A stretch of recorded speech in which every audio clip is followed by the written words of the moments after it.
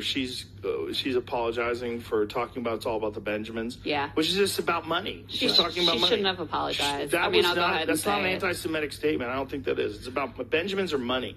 You know, the idea that Jewish people are not into money is ridiculous. Listen. That's like saying Italians aren't into pizza. Is this actually real? Or are we just like living in some kind of simulation right now? Because I can't believe what I just saw.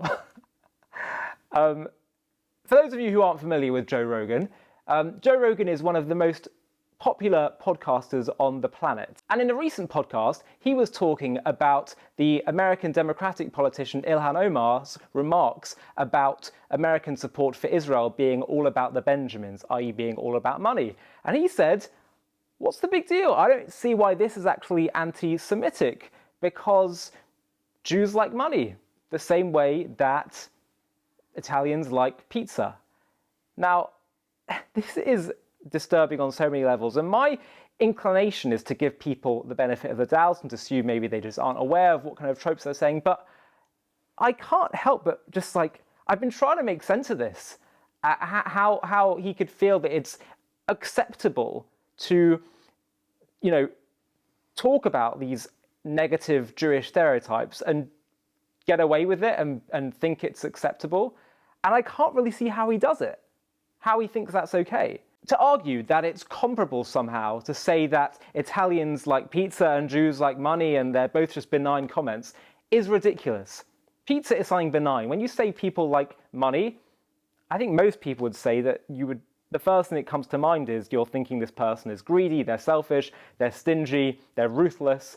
And it doesn't take a genius to understand that these kinds of negative stereotypes can lead to all kinds of demonization, and there's a very high body count of Jews, particularly in Europe throughout the last 1,000 years, that have been killed because of these kinds of negative depictions of Jews as being money obsessed, as being demonic and ruthless. And by the way, it's ironic that part of the reason many Jews went into banking and usury because those were one of the few professions that Christian Europe allowed them to partake in.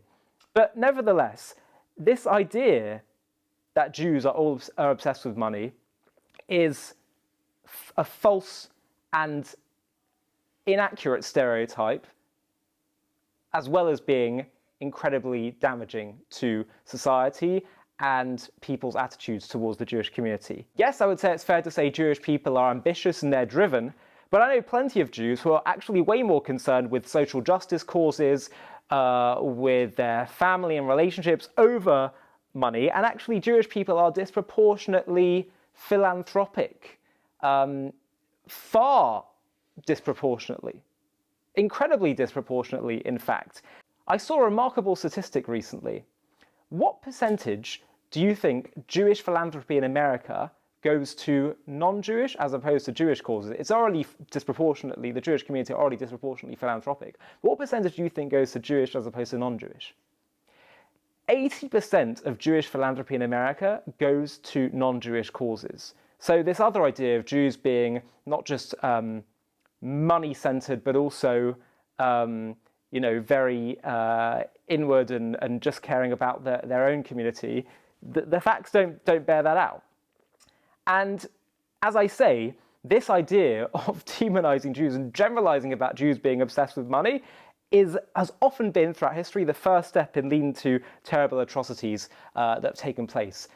Because you dehumanize Jews and then that can justify all kinds of awful things. Now, maybe Joe Rogan isn't aware of this. As one of the biggest podcasters out there, he should be aware of this, and I suspect he is aware of that.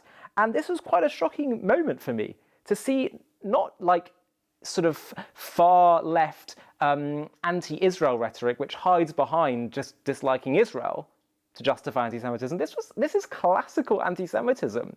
You know, we saw it with Kanye West, and it's clear he may well have been having some kind of manic episode, not to justify what he's saying, but to hear someone who's a level-headed influencer, podcaster out there speaking in such a brazenly anti-Jewish way, I hope that he will quickly correct himself, because I don't see much other evidence that he's dabbled with anti-Semitism, but just to repeat a trope about a minority that is unfair and also has such a history of leading to all kinds of terrible things, it's just disturbing.